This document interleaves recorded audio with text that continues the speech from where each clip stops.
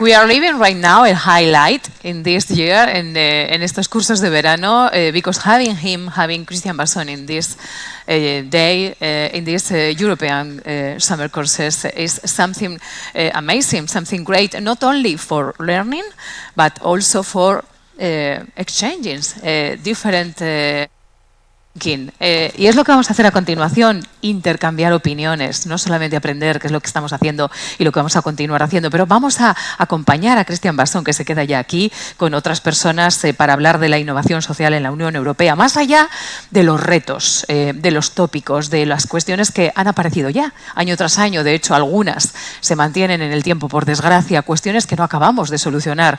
Tenemos grandes dificultades en la articulación sociopolítica entre los diferentes Estados miembros. Y la Unión Europea se encuentra ahí, en esa encrucijada entre mantener lo conseguido hasta el momento y de nuevo involucrarse, como decía Christian Basson, dar pasos adelante, innovar en nuevos modelos de futuro para dar respuesta real a los dilemas y a los problemas que tenemos en este nuevo tiempo histórico.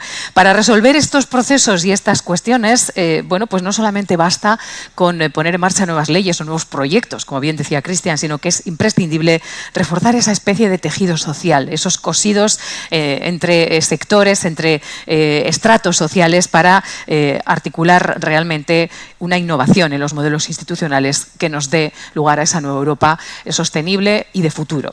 Beyond the challenges posed by monetary and fiscal integration and the difficulties faced by greater socio-political coordination among the different member states, the European Union faces the crossroads of having to build a future model capable of responding to the dilemmas and challenges posed by the new historical era. To resolve this process, it is not enough to implement new economic strategies or involve technological development in the hope of finding ways to reduce political and social pressure. It's essential, as he says, to strengthen the social fabric that articulates the different interests and objectives existing within the region through innovation in both economic and political institutional models. Para abordar todo este panorama y continuar tirando del hilo de lo que nos ha dicho Christian Basson, además de tenerle aquí, vamos a dar la bienvenida a Ollane Agirregoitia Martínez, eurodiputada del PNV Renew Europe, y a Elena Sancho Murillo, eurodiputada del Partido Socialista SID. Un aplauso para ellas dos. Le acompañan con Irene González Lobo, socia de Equipo Europa, que va a moderar el panel. Gracias, adelante. Bienvenida. Ongi etorri. Welcome. Bueno, muchas gracias a todos un día más por estar aquí. Como bien han dicho, hoy vamos a hablar sobre innovación social y muchas veces cuando hablamos de innovación nos centramos solamente en esa parte más tecnológica, empresarial de la innovación, y hoy estamos aquí para hablar de la innovación que va más allá de eso, que la innovación que se centra también en los problemas sociales y medioambientales. Y la Unión Europea busca ese cambio con la participación de diferentes actores, como son no solo las instituciones, sino también la sociedad civil, las empresas, el mundo académico, y lo hace mediante fondos como el Fondo Social Europeo Plus, pero también ayuda a ámbitos más locales, como el Centro Vidas aquí en Navarra, que es un centro de innovación social.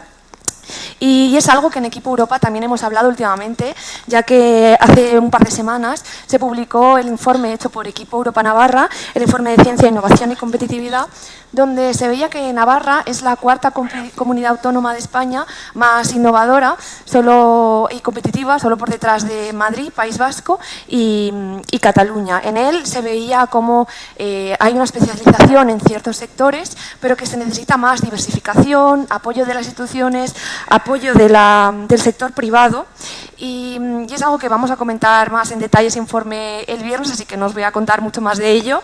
Y nada, esta mesa vamos a hablar de eso y por ello me gustaría empezar contigo, Elena, porque tanto Elena como tú formáis parte de la Comisión de Industria, Investigación y Energía del Parlamento Europeo, y quería saber un poco qué acciones están llevando a cabo la Unión Europea para impulsar y fortalecer esa innovación social.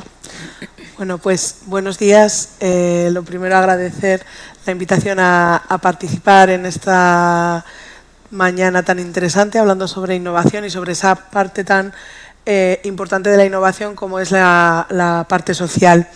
Desde el Parlamento Europeo estamos trabajando por el diseño del próximo Programa Europeo de Investigación e Innovación, el FP10, que comenzará en 2028. Se incluye también dentro del marco de presupuestos que anunció la Comisión Europea justo antes de empezar el verano.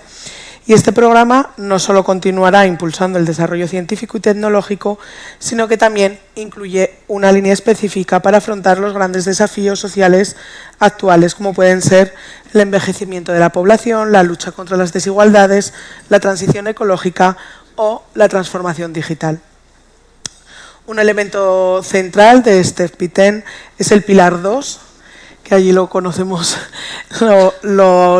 y lo nombramos mucho, porque es el pilar dedicado a la investigación colaborativa, cuyo presupuesto aumentará de 53.500 millones de euros que había a 75.800 millones. Este pilar está dividido en dos grandes áreas: 68.200 millones para investigación orientada a la competitividad, que está dentro del nuevo Fondo Europeo de Competitividad, y 7.600 millones para la investigación centrada en desafíos sociales y de cohesión. La investigación colaborativa creemos que es fundamental para la innovación social porque, como han comentado antes, es lo que implica la cooperación entre universidades, empresas, centros de investigación, administraciones y organizaciones sociales para abordar problemas complejos desde todas las perspectivas posibles. Este enfoque permite generar ese conocimiento multidisciplinar, asegurar la participación de la sociedad civil y desarrollar soluciones prácticas y reales que mejoren la vida de las personas, fortaleciendo así sociedades más justas, más inclusivas y más cohesionadas. Un aspecto importante dentro de este programa actual de Horizon Europe son las misiones de la Unión Europea. Estas son iniciativas diseñadas para enfrentar diferentes retos sociales y ambientales mediante objetivos claros y medibles. Un ejemplo, hay misiones como adaptación al cambio climático, misiones específicas en la lucha contra el cáncer, océanos, mares y aguas costeras limpias o ciudades climáticamente neutras e inteligentes. Estas misiones han concentrado inversiones que buscan transformar directamente realidades desde una base social y ambiental. Estas misiones fueron un enfoque clave para integrar esta innovación social dentro de la investigación general y la transición ecológica, social y digital. En el diseño del FP10 hemos luchado desde el Parlamento para que las misiones continúen y se fortalezcan, pues su desaparición o falta de financiación más allá de 2030, como parece que propone la Comisión, vemos que sería un gran retroceso. Mantener estas misiones dentro del nuevo programa es vital para que la inversión en innovación e investigación genere beneficios tangibles y directos para la sociedad, para los ciudadanos y ciudadanas. Sin embargo, la propuesta inicial de la Comisión Europea para el FP10, como hemos dicho, presenta algunos riesgos. Aunque el presupuesto total se duplica, la vinculación estrecha del programa con el Fondo Europeo de Competitividad puede priorizar objetivos económicos e industriales, dejando en segundo plano la innovación social, la democracia y la protección digital.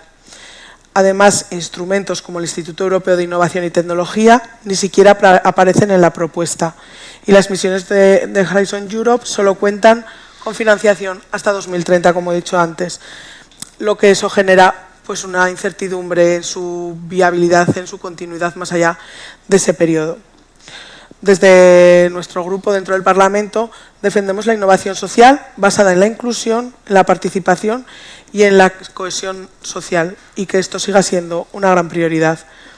No solo innovamos cuando desarrollamos tecnología, que por supuesto lo hacemos, sino también cuando diseñamos mejores formas de convivir y proteger a los más vulnerables. Muchas gracias, Elena. Es muy interesante eso y como dices que hay que buscar soluciones prácticas y reales para que se lleven a cabo. Siento que muchas veces esas soluciones hay veces que se tienen que modificar por tema de inestabilidad geopolítica y tensiones económicas que vivimos actualmente.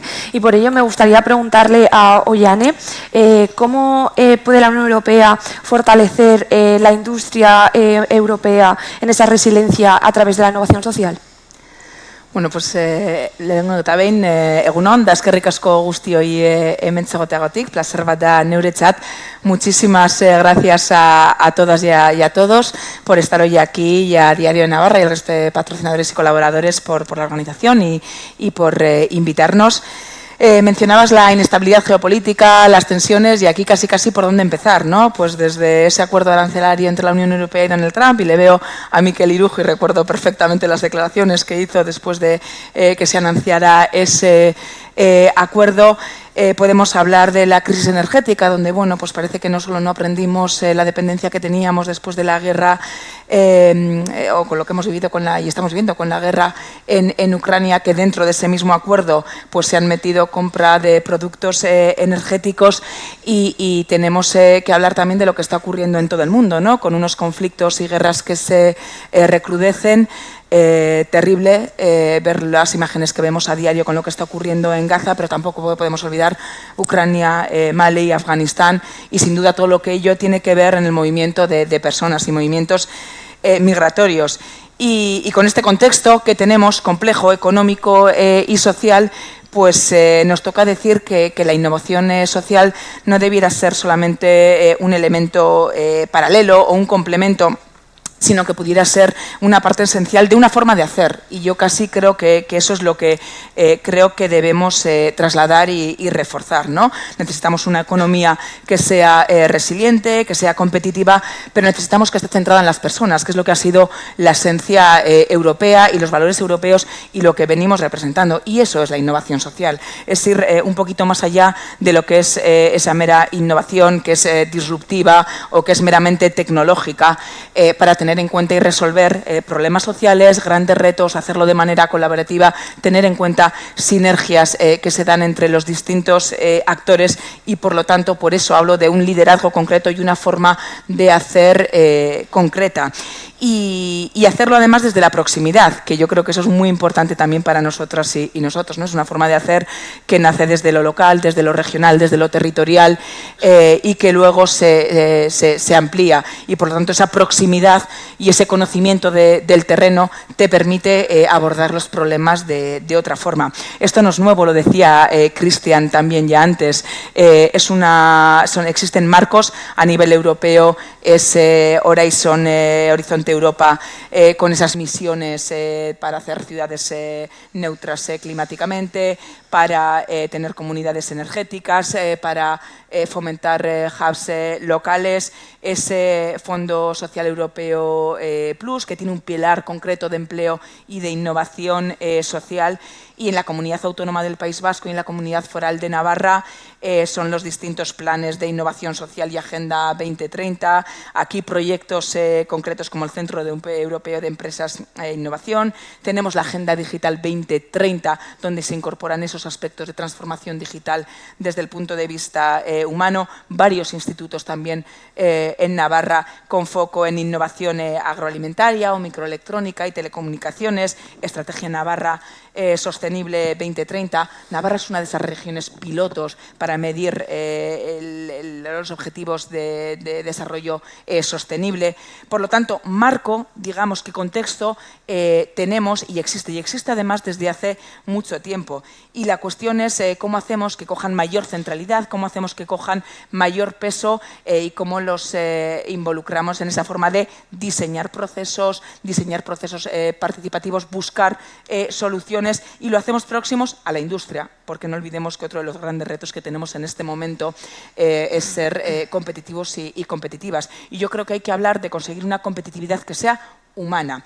Los grandes retos industriales, transformación digital, transformación ecológica, no se hacen solas, los hacemos las personas y por lo tanto ahí es donde podemos hablar de innovación social, ¿no? De cómo abordamos estos grandes retos industriales que tenemos con nuevas formas de gestión empresarial, con nuevas formas de involucrarnos en este caso y hacernos pues no sé si cómplices colaboradores de los retos y objetivos que tenemos, y abordamos las dificultades desde el realismo y desde el pragmatismo también, porque parte de las dificultades que tiene la innovación social probablemente sea que son términos como manidos, que a veces suena mucho a utopía, o que se vinculan con ONGs o con entidades de mayor carácter social, y que tenemos que hacerlos próximos, en este caso, a un ámbito industrial, para que sea una práctica real y para que no se quede en algo utópico. Eso quiere decir que hay que hacer esfuerzos para medir lo intangible, porque muchas veces hablamos de eso, pero ese es nuestro diferencial también. Y por lo tanto yo creo que hay una línea de trabajo importante desde ahí. Por un lado, de darle valor, y por otro lado, afinar en todo aquello que puede ser una crítica o una dificultad para el modelo. Y desde ahí yo creo que es donde tenemos que subrayar, ¿no? Hablar de innovación social como una forma de hacer que incorpora modelos de gobernanza, que incorpora buen hacer, que debe estar próximo a la industria, y que se trata de poner en la centralidad las necesidades y los retos vinculados con las personas, pero hacerlo desde el realismo y sabiendo que esto no es simplemente algo utópico, sino algo que construimos entre todos y entre todas. Muchas gracias. Me ha gustado eso que has dicho de la competitividad humana, de que tiene que estar centrado en las personas y cómo esa innovación social se tiene que llevar a todos los ámbitos, poniendo ejemplos tanto a nivel más de la Unión Europea, pero también locales. And now, switching back to Christian, you have previously talked about your experience in Denmark and some projects that are being made in Denmark. From your experience and from a Nordic country, what lessons can other EU countries learn to implement those projects in other countries, and how can be that knowledge transfer and share to other countries? Well, thanks for the question, but also thank you very much both for the very, very interesting comments, which I find really important, and shows the very high level of reflection that is already in this space. It also shows that there are conversations happening at the EU level about the future of social innovation, and in a sense the way we want to shape our society at a time of conflict and geopolitical risk, a time where we have to understand that competitiveness and good lives and well-being must go hand in hand, so everybody wins. So my entire career, at least the last 15, 20 years of it, believe it or not, it's even longer than that, has been about how we do things. Not the what, because there are people who know much more about the what: health, climate, security, energy, well-being, whatever it might be. But my job has been to work on how we do things. For 8 years I was director of the Danish government's internal innovation lab, where we worked on bringing human-centered design into the heart of government, and understanding what it takes for public managers to connect with citizens in meaningful ways to create better policies and better services, also, for example, in digitization. So I would say the lessons that we have learned, or I have learned about how to do things, is that is a discipline, that is a profession, that is a skill set that is critical.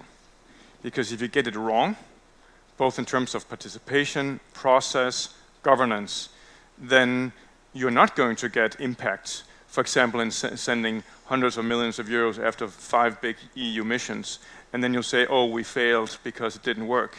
When actually what often happens is that you don't have the skills and capacities to implement them correctly. It's already happening in the UK, where the British government is facing challenges around their missions. In my own country, Denmark, the National Innovation Fund, which again posts hundreds of millions of euros into 4 big green transition missions, are saying it doesn't really look like it's working, when everybody that knows something about it can see that they just simply implemented them the wrong way, built the wrong governance models, the wrong learning models, and now they're trying to unpack that again. So I would say, in terms of principles for how then to work in the, let's call it, there's no such thing as the right way when we have to do with complexity and people and so on, but there are better ways than others. It is about the human-centeredness, both in terms of who are we actually serving here, who's the impact for, who are the society, the communities and the people we actually need to serve, and having deep empathy and understanding of them. We often forget people in all the statistics and surveys and analysis we do and all the stakeholder management, but we forget who's the patient, who's the social, who's the young people that's not thriving, and so on. Another point is to be very, very good at collaboration. And that is difficult in political environments where everybody has a position, everybody has a role to play, everybody has an ideology perhaps even. But if we're going to address problems together, and this is one of the things that Denmark has gotten more right than many countries, we have to respect each other, we have to have a dialogue, we have to have a conversation. Democracy in Denmark, for instance, is not about elections. I mean, we like elections, we have them, and we participate in them at one of the highest rates in the world, even though it's voluntary, not like Australia where you get a fine if you don't vote. But in Denmark, 85% typically vote anyway. But in Denmark, democracy is viewed as a conversation. It's having a conversation about how do we shape a better society. It's an ongoing conversation, not something we just do every 4 years. One of the problems in America, and I'm a dual citizen of the United States and Denmark, I have a big American family, I follow things very closely. One of the big problems in America is that there is no longer a conversation. And that democracy has become a battle and a competition about winning and beating the others, not about learning from each other and finding what's best for the country. So I would say conversation is important, collaboration is important. Then I would say that your point, which I agree on, is that we should not forget the private sector. We should not forget where the jobs come from. We should not forget where value is.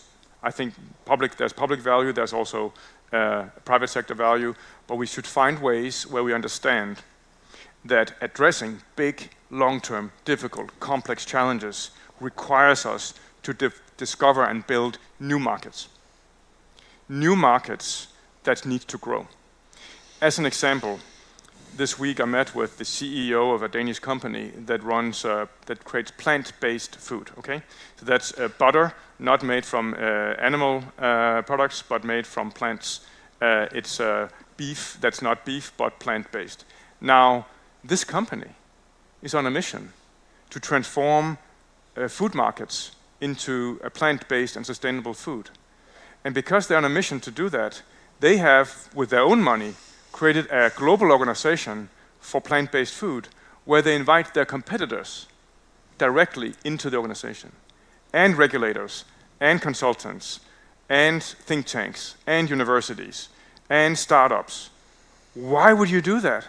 Why would a private sector company in a competitive situation share knowledge with its competition? Because the market for plant-based food in Denmark and the world is this big right now. In 10, 20, 30 years, it has to be this big to save the planet and probably our health as well. So we have to reimagine what competitiveness is. We have to understand that by working in a smart way on addressing big problems, we can create more growth and more private sector innovation as well. And then finally, because we are also circling around a topic none of us have mentioned yet, but this is also about leadership. Leadership that is something that all of us can do. Leadership that is ambitious about change and the future, but also leadership that is so humble that it recognizes that we cannot achieve the change alone. We cannot do it alone. Not necessarily as a region, a city, a country, an organization, a person. So how do we lead, and I work on this as a researcher with Copenhagen Business School right now, how can we lead ecosystems? How can we lead into big complex systems? How can we lead organizations? And how can we lead individually in ways that are moving us forward in the way we need? Thank you, Christian. I think it's very important, as you said, to all be collaborative, have leadership, but share information so we can work smart. And as you said, don't forget the private sector, because we a lot of the time talk about the public sector, what are doing the institutions, but we also have to keep that in mind that without the private sector we cannot change. Volviendo a Elena, estamos hablando pues, antes de los proyectos más globales que se están llevando en la Unión Europea. Ollane también ha mencionado algunos que se están llevando a cabo aquí. Y quería preguntarte cómo ves ese reto de mantener esa visión global de gran escala, pero no olvidarnos de esa parte local y de cómo se implementan las medidas. Sí, una de las cosas que estamos hablando y que vemos clave y a la vez es un reto es la importancia de escalar ideas y soluciones, pero sin perder esa conexión con el territorio y con lo local, que al final es si me permitís, casi la única forma de poder llegar exitosamente a lo social. Desde mi experiencia en el Parlamento Europeo y mi trabajo allí en Bruselas, pues yo lo compagino también, antes estábamos hablando con Pablo, con mi origen. Yo soy de Ribaforada, es un pueblo del sur de aquí de Navarra que tiene 3.700 habitantes. Entonces, pues es un gran ejemplo que además compagino y intento convivir en los dos sitios casi al 50% de mi tiempo, no es posible, pero casi. Esa idea de trabajar en lo global poniendo el foco en lo local. Entonces, soy consciente de que esas decisiones que tenemos que tomar a gran escala hay que hacerlas desde la perspectiva de cada punto de la Unión Europea y casi para cada ciudadano y para cada ciudadana.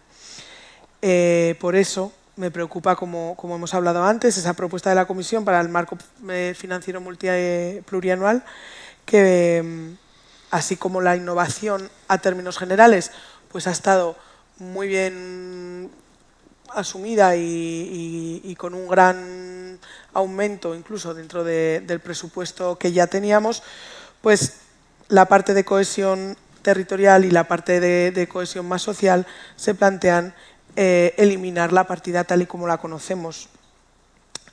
Lo que se propone es renacionalizar la gestión de fondos europeos, fondos como el FEDER que hemos visto y que vemos en nuestras calles a diario porque son fondos que transforman pues, nuestro día a día y convertirlos en unos sobres o especie de sobres que se entregan a gobiernos nacionales para su gestión, pero perdiendo todo el control que puede haber local y toda la participación directa de ayuntamientos o regiones. Este cambio creemos que supone un retroceso en el modelo europeo que lo que busca es una participación efectiva de los territorios en la gestión de estos fondos y que puede debilitar esa eficacia y transparencia en cuanto a cohesión social y territorial. Y, por supuesto, alejar pues, la innovación social de las realidades locales, sobre todo pues, de las más vulnerables, como pueden ser pues, pequeñas zonas o zonas de difícil conexión. No podemos aceptar esta renacionalización del proyecto europeo y defendemos y creemos que es vital defender esa política de cohesión que hemos seguido estando trabajando hasta ahora y que debemos seguir promocionando. Porque creemos en el impacto positivo y creemos que ese impacto debe de ser incuestionable para las regiones y para los municipios. Quería poner un ejemplo también de uno de estos proyectos, que fue la rehabilitación energética del barrio de La Chantrea, de un barrio de aquí de la ciudad de Pamplona, que lo que hizo fue modernizar las viviendas para mejorar su eficiencia energética, reducir emisiones, pero también impactar directamente en la vida de los vecinos y vecinas, aumentando el confort y ahorrándoles dinero en sus facturas de la luz. Este proyecto además fue diseñado y gestionado localmente por entidades de aquí de Pamplona y fue premiado en 2019 como mejor iniciativa financiada con esos fondos europeos y hoy sirve de modelo también y ha sido exportado a incluso otras naciones, no solo a otros municipios dentro de España, sino también a otras naciones de la Unión Europea. Por eso creo que la mejor forma de construir Europa y por la que tenemos que seguir trabajando es por construirla desde lo cercano, desde cada pueblo, desde cada región, sin perder nuestros valores y nuestras raíces.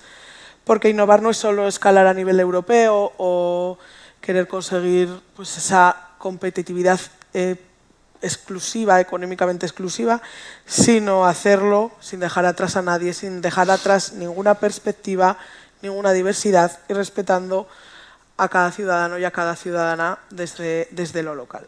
Muchas gracias, Elena, por traer ese ejemplo de Chantrea y traer un ejemplo local que sirva de ejemplo no solo para aquí, para Pamplona, sino un ejemplo que se ha exportado a otros sitios y cómo ese uso de los fondos ha servido para mejorar la vida de muchas personas. Y al final esos fondos, esa nueva propuesta presupuestaria a la que hablabas antes, es algo que hay que estar pendiente y por ello quería preguntar a Ollane, con esta nueva propuesta presupuestaria, ¿qué medidas concretas consideras prioritarias para garantizar que esta innovación tenga un impacto real en la cohesión social y territorial dentro de la Unión Europea?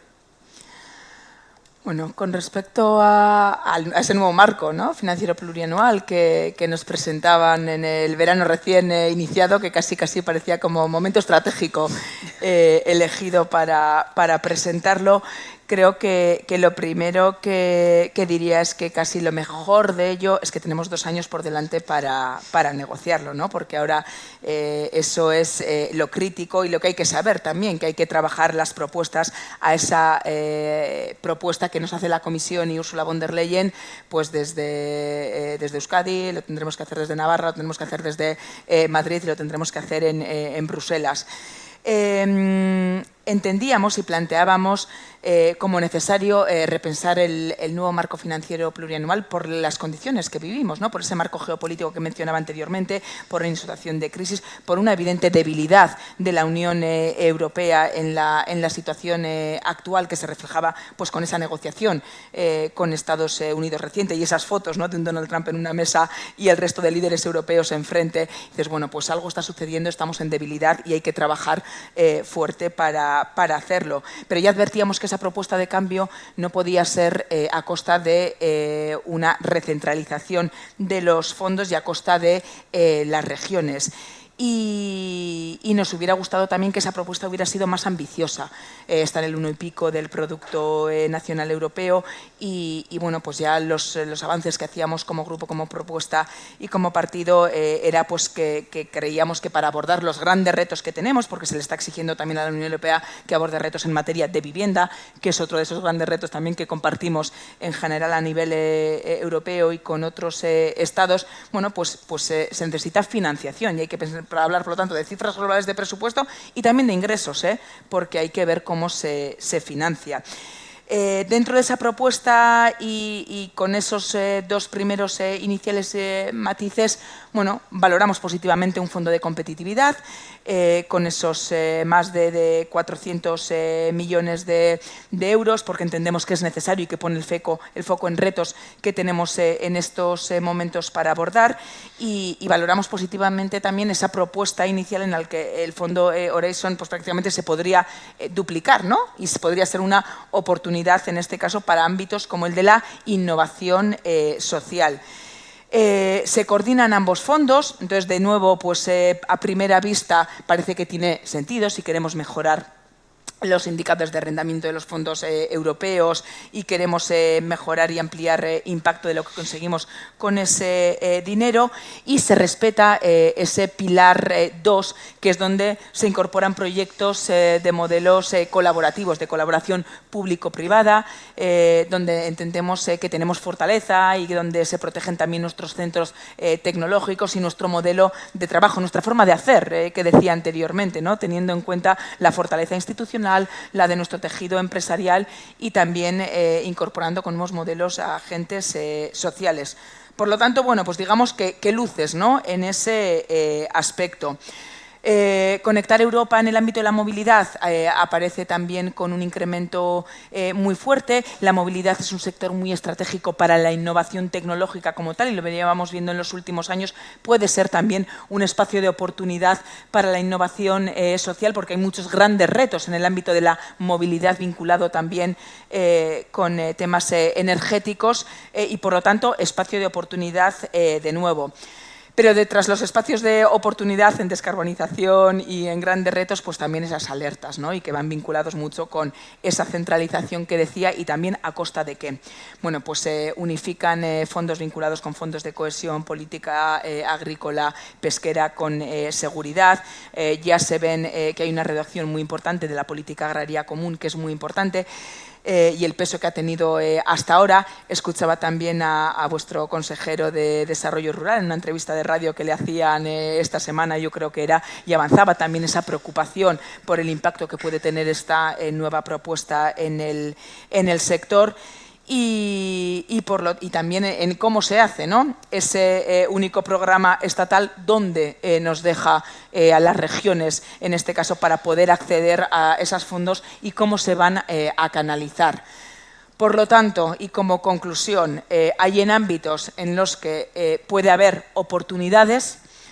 Tenemos 2 años de negociación por delante para trabajar y para hilar fino, para ver en este caso cómo se canalizan, cómo accedemos a esos fondos y cómo no perdemos la potencialidad de la proximidad en el ámbito local, territorial y regional. Y en este caso para que Navarra pueda aprovechar al máximo todos esos fondos a los que pueda acceder y en los que pueda desarrollar potencialidades que le permitan mejorar y reforzar posicionamiento en el ámbito de la competitividad a través de proyectos de innovación que incorporen esa esencia de innovación social en búsqueda de esa competitividad humana que mencionábamos. Pues sí, nos vamos a quedar con esos 2 años para ver si podemos ahí modificar un poco y sobre todo que es importante, que siempre hablamos de los fondos, cómo usarlos y demás, pero también es importante hablar de dónde sale ese dinero, no solo hablar de los gastos, sino también de los ingresos. Entonces habrá que ver un poco en esos 2 años cómo se consigue modificar para meter ahí todo y que esos engranajes se casen bien. Muchas gracias. And going back to Christian, lastly, you have previously talked about that we have to change our focus and our mind because we normally focus on projects and we have to focus now on portfolios. And I know you do that in Transition Collective. You help design social innovation portfolios. And I wanted to ask you, on your experience, what common mistakes or failures have you seen and what things can we learn about those lessons you can give us? Yes. Let me share 6 common mistakes and then an invitation. So the first mistake that I also mentioned in my presentation is that we lack collective imagination, right? So to design a long-term impactful mission for a desirable future, we have to first imagine it. Not as a utopia, but as something that's so ambitious and so important and also so concrete that we can actually start the change and we can be motivated by it and we can be mobilized around it and so on. So that is the beginning. And one of my favorite architects is Buckminster Fuller, who used to say that you don't change a system by fighting the existing reality. You change a system by building a better model. And so we have to build better models that replace the old ones. I'm not saying we should replace things that we care about, that are part of our culture, that are practices and things that we want to keep.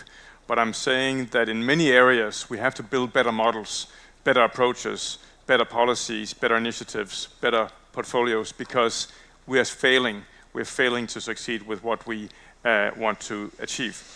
The second failure, I would say, is the inside-out problem, right? We start with ourselves, with our own organizations, wherever we are placed in the system, rather than taking a big picture view of how are we positioned with others in an ecosystem of actors. Even the European Union is just one big actor in a world that is becoming increasingly multipolar and increasingly turbulent and difficult. So how do we understand that? How do we understand our countries, our regions, our communities as part of wider ecosystems across sectors? And how do we understand that to design something better, we cannot do it from inside our own position. We have to do it with a view to everybody else.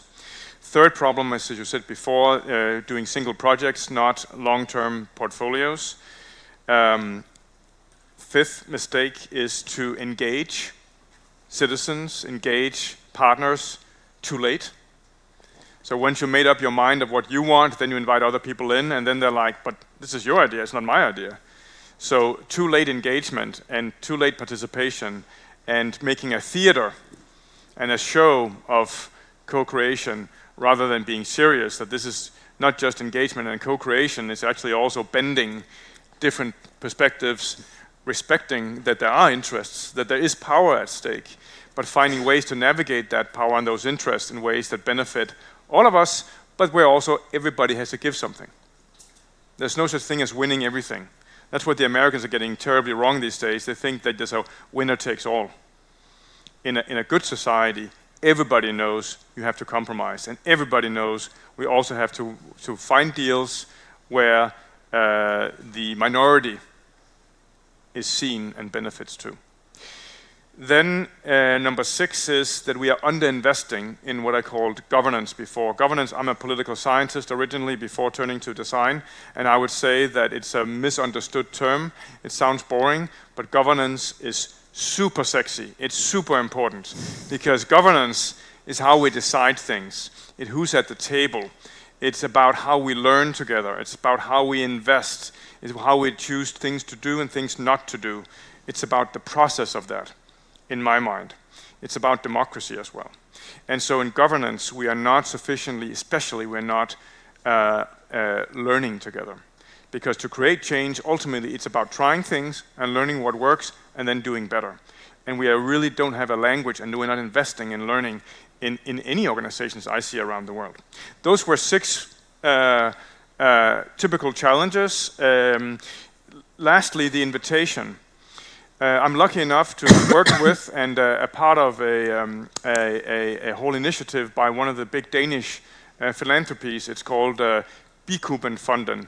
And this philanthropy is very ambitious on being mission-driven in green transition and ecological transition, in working with young people that are homeless and at risk, and in working with the future of art and how art-based practices can transform society. And this organization has built a building, actually they've transformed a building, which is the most sustainably transformed building ever made in Denmark. And if it's the most transformative, sustainable building in Denmark, it's probably the most sustainable building ever renovated in the world. It's called Toravej 29. It's a beautiful place. It has 200 member organizations that are meeting every day to work on social challenges, and it's where I go to work almost every day when I'm not here, for example. So I would say, come to Copenhagen and see what a community for social innovation could look like in practice. And have a nice beer with me as well. Thank you, Christian.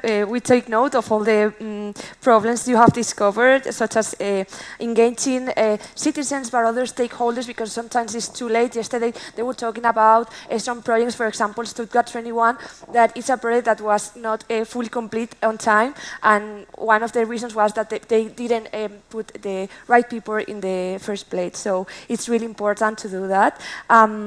Thank you, all of you, for bringing the innovation social to our public and to let us know more about that part. And now we open the discussion to the public. Just 2 questions really quick because we don't have much time. So one here and other one at the back. I don't know who has. Please do say the name you are going to question, and then we pick 2 and then we go. Yeah, that guy. Buenas. Perfecto, espera, que me voy a levantar. Gonzalo de Canarias. Tenía 3 preguntas, una dirigida a Cristian. Sí, puedes, por favor, elegir una porque tenemos muy poco tiempo. Voy a decir 2 y que la elijan ellos. Para Cristian, esta sí está más dirigida a Cristian, la relación que existe entre la innovación social y la responsabilidad social corporativa. No sé si esa relación existe o bajo tu punto de vista está correlacionado. Y después, para las 3 personas también, sería el acceso a los fondos, porque es verdad que muchos fondos no son accesibles para la población. Es verdad que estamos hablando de población pues migrante, población infancia, juventud y demás, pero no es muy accesible en varios territorios. Entonces, saber cómo se puede involucrar la innovación social en esa facilidad para acceder a los fondos, porque hay mucha financiación y fondos que se devuelven. Entonces, ¿cómo podemos potenciarlo de alguna manera con esta innovación social? Ya está. Gracias. Muchas gracias. Y aquí una delante del todo, en la esquina. No, aquí adelante, por cambiar un poco. Gracias. Soy Irene de Madrid. Teniendo en cuenta que en algunos programas europeos, como los fondos Next Generation en España, el 61% de los recursos fueron dirigidos al sector público, en torno al 25 y al 30 a grandes empresas privadas, y sobre el 10 y el 15 fueron dirigidas a pymes, a pesar de que estas representan el 99,8% del tejido empresarial español. Me gustaría saber cómo puede la Unión Europea garantizar que los fondos de innovación social llegan a esas comunidades locales y pequeñas entidades y no se concentran únicamente en grandes instituciones como pues tiende a pasar. Gracias.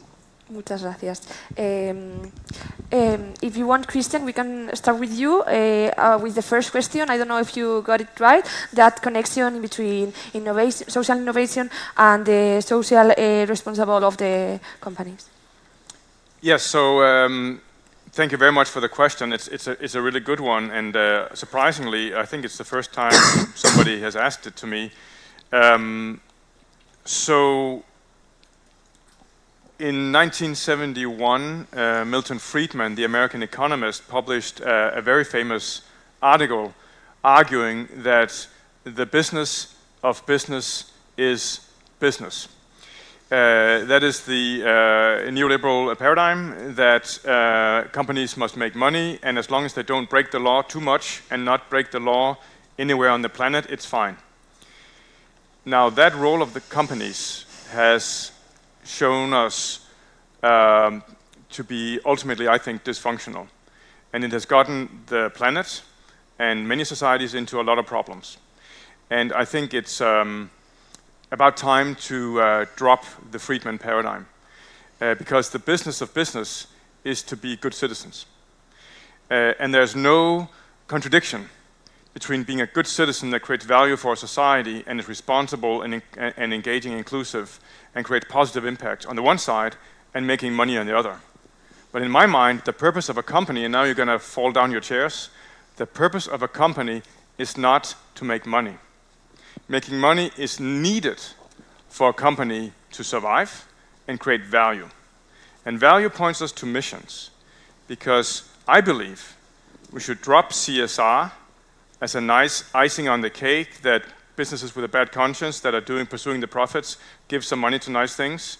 I think businesses must be mission-driven to focus on value-adding to society and long-term impacts while they make profits, like the example I gave of the plant-based company. So I would say that we need to move social innovation into a bigger place, to much more ambitious, mission-driven, and we need to move businesses into missions to shape new markets, impact society, and be much more responsible than they actually are today. Thank you, Christian. We keep that in mind, that business should not focus only on money, but go more for other Money things. is a means to an end, not an end in itself. Exactly, thank you. Y por último, si os parece, entre las dos podéis contestar a otras dos preguntas sobre cómo se accede a los fondos y cómo llegar esa financiación a pymes y a pequeñas localidades. De forma muy breve, ¿quién quiere empezar? ¿Yo? Empiezo. Vale, casi titular. Sí, súper breve. En cuanto al acceso a los fondos a población pues más potencial como migrantes, jóvenes, tal, yo creo que lo clave, que también lo hemos comentado, es la colaboración en todos los ámbitos, sobre todo en este caso sería con las entidades y asociaciones sociales, porque muchas veces pues el ciudadano o ciudadana no tiene acceso a la información, a todo lo que puede llegar a obtener, y eso tiene que ser en colaboración con cada entidad local y cada asociación que haya, pues a nivel regional o a nivel local o incluso mancomunado. Eso yo creo que sería pues una de las puntos de partida iniciales. Y en cuanto a los fondos específicos para pymes, por supuesto es súper importante el focalizar y el impulsar que las pequeñas, medianas empresas, las startups, las scale-ups, tengan un papel fundamental dentro de estos fondos, porque a nivel europeo, pero sobre todo a nivel español, pues son una forma de vivir para una gran mayoría española.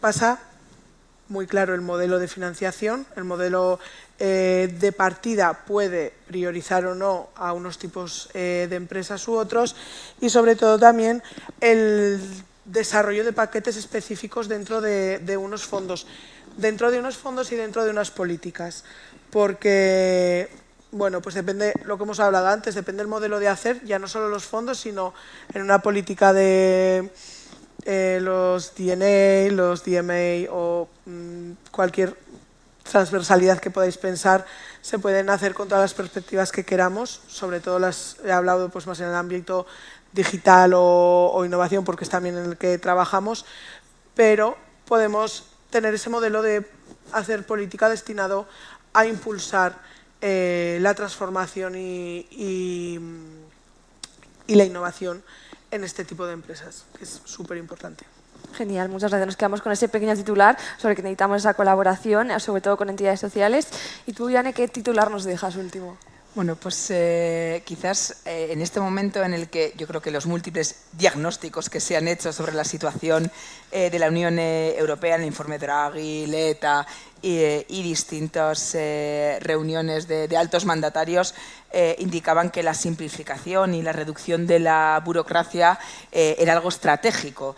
Y yo creo que en el ámbito de la gestión de los fondos, de las ayudas y del acceso a entidades son dos conceptos que son muy clave, precisamente para favorecer la participación de entidades pues, que quizás no tienen ese músculo como pueden tener grandes entidades, como decía anteriormente, que están vinculadas más al ámbito social y que tenemos que integrarlas en los procesos, ¿no? Desde el inicio, para ese codiseño que mencionaba Cristian anteriormente. Y yo creo que son propuestas, además, que las entidades que se han visto con dificultades tienen que hacerlos llegar. Lo mismo que las administraciones públicas están enviando a la Comisión Europea sus propuestas de simplificación y de reducción de burocracia en ayudas, en trámites, las entidades de carácter social que están identificando ello debieran hacerlo llegar también, porque eso hace que los propios procedimientos también sean más abiertos, sean más participativos y los enriquece.